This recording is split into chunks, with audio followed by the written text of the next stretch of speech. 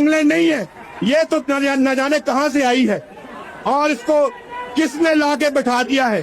آج بھائی خاموش بھائی خاموش، اور میرے بھائی، اور آج پورے پاکستان کی تباہی و بربادی کر رہی ہے یہ عورت۔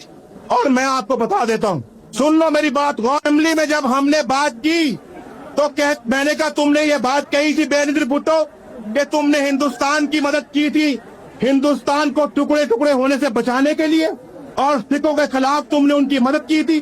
کہتی ہاں میں نے مدد کی تھی، اور میں نے جو کہا میں نے سچ کہا، اور میں آج بھی کہتی ہوں میں نے مدد کی تھی۔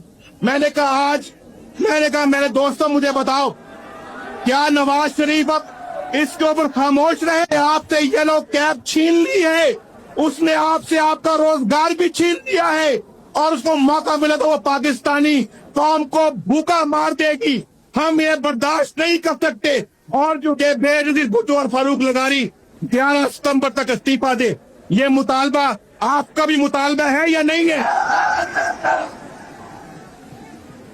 یہ پوری قوم ان کی صدارت کے منصب پہ اوپر بیٹھا ہوا ہے، یہ پاکستان کا سب سے بڑا بددیانت انسان ہے، اور انگریزوں کے کتے نہلانے والے لوگ ہیں، انگریزوں کے کتے نہلانے والے لوگ۔ یہ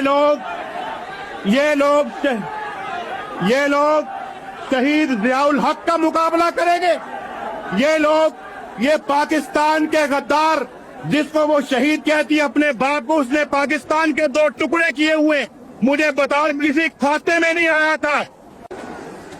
اور جنرل ضیاء الحق شہید سرخرو ہو کے رہے گا، اعجاز الحق سرخرو ہو کے رہے گا، انشاءاللہ فکر مت کرو، ہم اللہ کے فضل سے آپ سے 4 قدم آگے چلیں گے، آپ ہمارے بس پیچھے چلو تو کام بن جائے گا۔